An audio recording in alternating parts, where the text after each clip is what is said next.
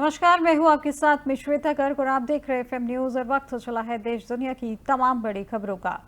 भारत आज संविधान दिवस मना रहा है, जहां मुख्य समारोह संविधान सदन के सेंट्रल हॉल में चल रहा है। जहां राष्ट्रपति द्रौपदी मुर्मू मंगलवार को संसद के दोनों सदनों की संयुक्त बैठक को संबोधित किया। जहां इस कार्यक्रम में उपराष्ट्रपति जगदीप धनखड़, लोकसभा अध्यक्ष ओम बिरला एवं प्रधानमंत्री नरेंद्र मोदी भी मौजूद रहे। जहां सरकार के स्मारक सिक्का और डाक टिकट को भी जारी किया गया है। जहां संसदीय कार्य मंत्री किरेन रिजिजू के अनुसार साल भर चलने वाले समारोह का सूत्र वाक्य होगा, हमारा संविधान हमारा स्वाभिमान। केंद्रीय संस्कृति मंत्रालय के अनुसार संविधान के 75 वर्ष पूरे होने के उपलक्ष्य पर मंगलवार से पूरे साल समारोह आयोजित किया गया। जहां देश भर के स्कूलों, शहरों, गांवों और संविधान की प्रस्तावना सामूहिक रूप से पढ़ी जाएगी। जहां संविधान 26 नवंबर 1949 को अंगीकार किया गया था, जहां लेकिन यह 26 जनवरी 1950 को पूर्ण रूप से लागू हुआ है। राष्ट्रपति द्रौपदी मुर्मू ने संविधान दिवस पर बोलते हुए कहा कि 75 वर्ष पहले संविधान सदन के इसी केंद्रीय कक्ष में आज ही के दिन संविधान सभा ने संविधान निर्माण का बहुत बड़ा काम किया था। जहां द्रौपदी मुर्मू ने अपनी स्पीच में कहा कि संविधान देश का पवित्र ग्रंथ है और भारत लोकतंत्र की जननी है। जहां पर राष्ट्रपति ने हमारा संविधान सबसे मेधावी लोगों की देन है, मैं इसके निर्माण में शामिल महिलाओं को भी नमन करती हूं।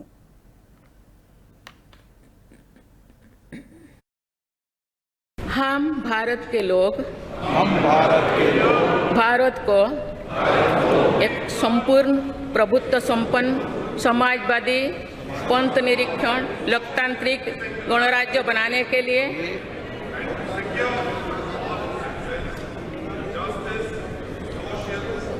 तथा उसके समस्त नागरिकों को सामाजिक, आर्थिक और राजनैतिक न्याय, विचार, अभिव्यक्ति, विश्वास, धर्म और उपासना की स्वतंत्रता,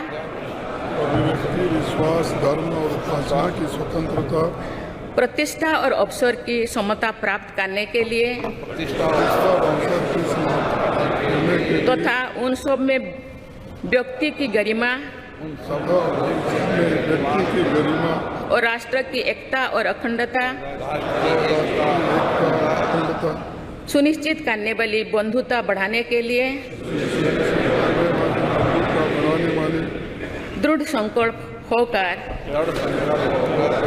अपनी इस संविधान सभा में आज तारीख 26 नवंबर 1949 ईस्वी को एतद द्वारा इन संविधान को अंगीकृत, अधिनियमित और आत्मार्पित करते हैं। हम भारत महाराष्ट्र विधानसभा चुनाव में महायुति की प्रचंड जीत के बाद राज्य में नई सरकार के गठन की प्रक्रिया तेज हो गई है। और इसी बीच मुख्यमंत्री एकनाथ शिंदे ने राजभवन पहुंचकर राज्यपाल CP राधाकृष्णन को मुख्यमंत्री पद से इस्तीफा दे दिया है। हालांकि अभी भी सस्पेंस बना हुआ है कि अगले मुख्यमंत्री के रूप में एकनाथ शिंदे ही रहेंगे या फिर देवेंद्र फडणवीस या कोई और नेता प्रदेश की कमान संभालेगा। हालांकि महायुति में बीजेपी को सबसे सीटें मिलने की वजह से देवेंद्र फडणवीस को सीएम की रेस में सबसे आगे माना जा रहा है। इस्तीफे से पहले निवर्तमान मुख्यमंत्री एकनाथ शिंदे ने मंगलवार को अपने समर्थकों से सोशल मीडिया मंच X की वे उनके मुख्यमंत्री बने रहने के पक्ष में समर्थन जताने के लिए दक्षिण मुंबई स्थित उनके सरकारी आवास वर्षा के बाहर एकत्र नहीं हो। वहीं शिंदे ने आगे कहा कि महायुति गठबंधन की बड़ी जीत के बाद राज्य में एक बार फिर हमारी सरकार बनेगी, जहां हमने एक महागठबंधन के रूप में मिलकर चुनाव लड़ा है और हम आज भी साथ हैं।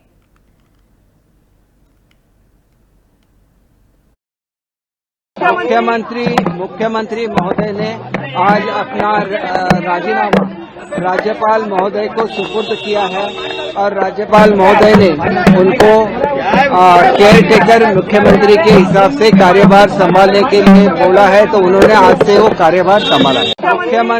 मुख्यमंत्री महोदय ने आज अपना राजीनामा राज्यपाल महोदय को सुपुर्द किया है और राज्यपाल महोदय ने उनको केयर टेकर मुख्यमंत्री के हिसाब से कार्यभार संभालने के लिए बोला है, तो उन्होंने आज से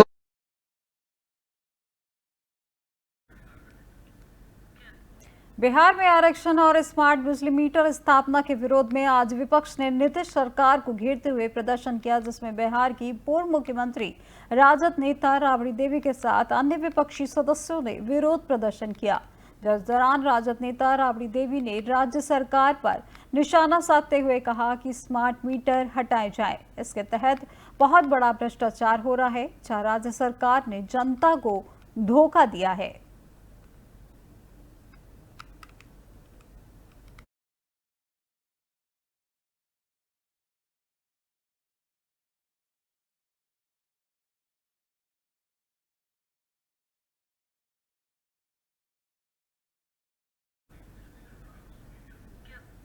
चंडीगढ़ के सेक्टर 26 स्थित क्लब के पास मंगलवार सुबह 2 जोरदार धमाके हुए, जिससे पूरा इलाका दहल गया।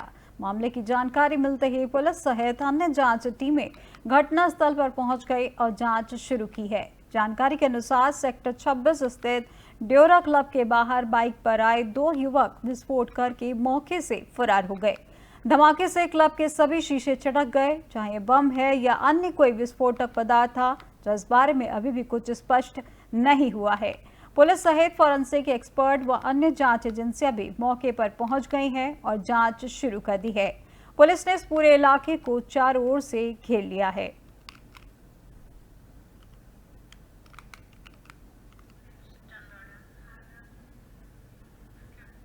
यूपी के संभल में हुआ विवाद लगातार तूल पकड़ता जा रहा है, जो हिंसा के बाद संभल में स्कूल खोल दिए गए हैं। दरअसल संभल में हिंसा भड़काने की साजिश सुनियोजित थी। हमलावरों ने पुलिस बल पर पत्थरबाजी से शुरुआत की और चंद मिनटों बाद छतों से पुलिसकर्मियों पर सीधे गोलियां चलानी शुरू कर दी गई। जहां पुलिस ने मोर्चा संभाला तो भीड़ ने गाड़ियों में आग लगानी शुरू कर दी। जहां हालात काबू करने के बाद अब पुलिस आरोपियों की तलाश कर रही है, ताकि उनके खिलाफ सख्त कानूनी कार्रवाई की जा सके। साथ ही साजिश रचने वालों को भी चिन्हित किया जा रहा है, जिनमें कुछ धर्मगुरु भी शामिल है। सूत्रों की माने तो मुस्लिम समुदाय की नाराजगी मस्जिद के सर्वे को लेकर थी, लेकिन जानबूझकर पुलिस को निशाना बनाया गया।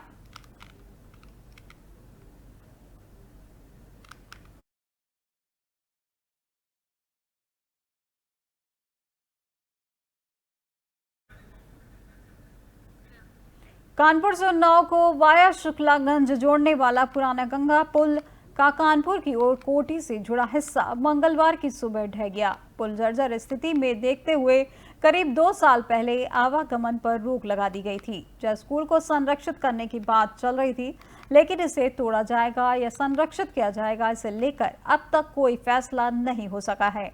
वहीं अंग्रेजों के जमाने का यह पुल काफी चर्चित रहा है। इसमें पैदल यात्रियों के चलने के लिए नीचे रास्ता बना था, जबकि ऊपर गाड़ियां दौड़ती थीं। कई फिल्मों की शूटिंग भी इस पुल पर हुई है, जहां कानपुर कनकैया नीचे बहती गंगा मैया, यह प्रसिद्ध लाइन इस पुल के लेकर भी कही गई थी। जहां कानपुर छोर की ओर पुराने गंगा पुल की 9 व 10 नवंबर कोटी के बीच का हिस्सा भोर पहर गंगा नदी में गिर गया। जब गंगा स्नान करने पहुंचे लोगों ने जब गिरे हुए पुल के हिस्से को देखा तो अफरा तफरी मच गई। जब मौके पर अब तक किसी विभाग का कोई अधिकारी नहीं पहुंचा है।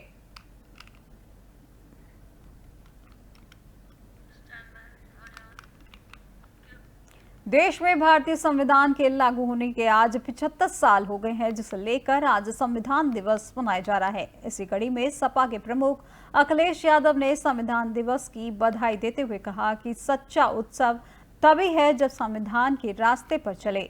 संविधान के रास्ते पर चलकर सच्चा उत्सव मना सकते हैं। हम सब सच्चे समाजवादी संविधानवादी लोग हैं। हम वो समाजवादी नहीं है जो संविधान को कोरा कागज समझते हो, और संविधान का उत्सव उस समय मनाना जब संभल में कई जानें चली गई हो। गम के माहौल में कैसे उत्सव मनाया जा सकता है, और उन्हें न्याय नहीं मिल रहा है। पूरी गलती जो है वो सरकार की है, वहां पर कोई जा भी नहीं सकता। ये बीजेपी के वो लोग हैं जो संविधान से नहीं चलते।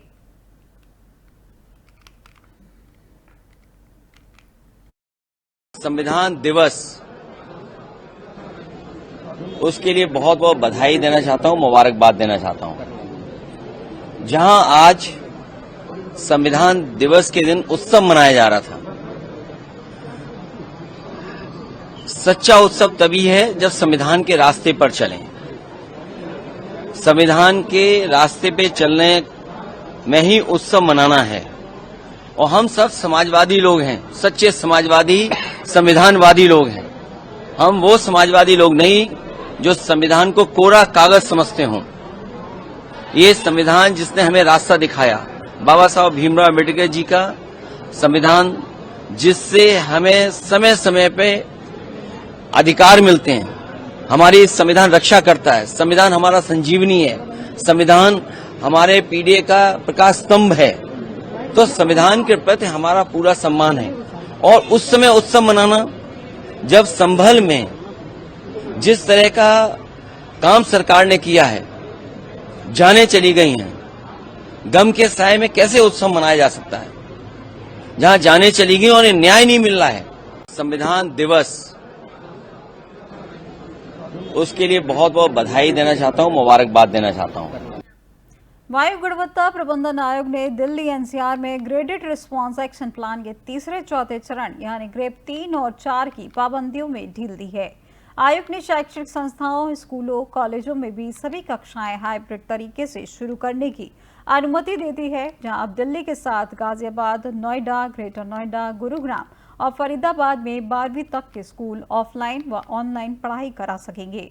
जहां सुप्रीम कोर्ट ने दिन में ही आयोग से कहा था कि मिड डे मील से वंचित व ऑनलाइन शिक्षा ग्रहण करने में असमर्थ छात्रों की परेशानियों को ध्यान में रखते हुए स्कूल खोलने की अनुमति देने पर विचार करें। आयोग ने बीते सोमवार को नवीनतम आदेश में शैक्षणिक संस्थानों से जुड़े नियमों में छूट दी है, जो तत्काल लागू हो गई है। आदेश में कहा गया है कि दिल्ली एनसीआर की राज्य सरकारें सुनिश्चित करेंगी कि स्कूलों व कॉलेजों में 12वीं तक की कक्षाएं हाइब्रिड मोड में चलाई जाएं, जहां इसके मायने हैं जहां ऑनलाइन की सुविधा होगी वहां छात्रों को स्कूल आने की जरूरत नहीं होगी। वहीं आयोग ने आदेश में स्पष्ट किया है कि पढ़ाई के लिए ऑनलाइन मोड का उपयोग करने का विकल्प छात्रों व उनके अभिभावकों के पास होगा। वहीं पाबंदियों में ढील देने की वजह स्पष्ट करते हुए आयोग ने कहा कि कक्षाएं ऑनलाइन होने से बड़ी संख्या में छात्र मिड डे मील ऑनलाइन कक्षाओं का लाभ नहीं उठा पा रहे हैं। साथ ही ग्रेप की पाबंदियों से शैक्षणिक गतिविधियों और शिक्षा की गुणवत्ता पर असर पड़ रहा था, जहां खासकर कक्षा 10वीं और 12वीं की पढ़ाई प्रतिबंधों से सबसे अधिक प्रभावित हो रही थी, जहां उनकी बोर्ड परीक्षाओं और उसके बाद होने वाली विभिन्न प्रतियोगी परीक्षाओं का सामना करना है।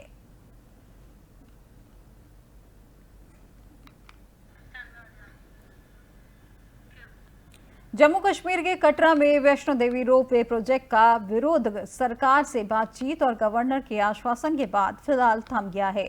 प्रोजेक्ट का विरोध कर रहे खच्चर और पालकी वाले के आज मंगलवार को लोकल गवर्नमेंट ने बातचीत कर राज्यपाल मनोज सिन्हा की तरफ से आश्वासन दिया, जिसमें रियासी के डिप्टी कमिश्नर विनेश महाजन ने विरोध कर रहे लोगों से कहा कि उनकी चिंताएं सुनी जाएंगी और समाधान निकाला जाएगा।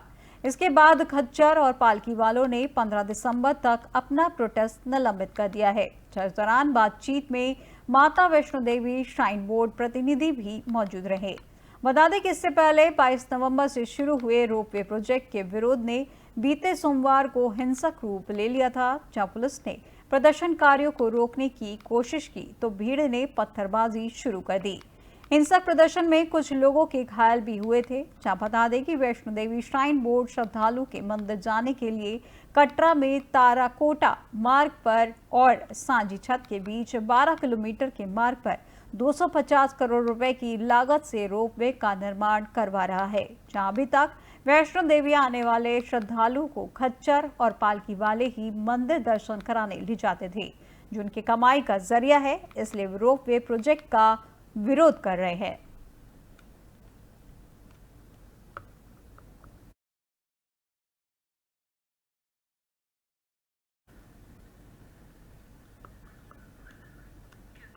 देश दुनिया की तमाम बड़ी खबरों में फिलहाल बस इतना ही और अधिक जानकारी के लिए देखते रहिए FM न्यूज़। नमस्कार।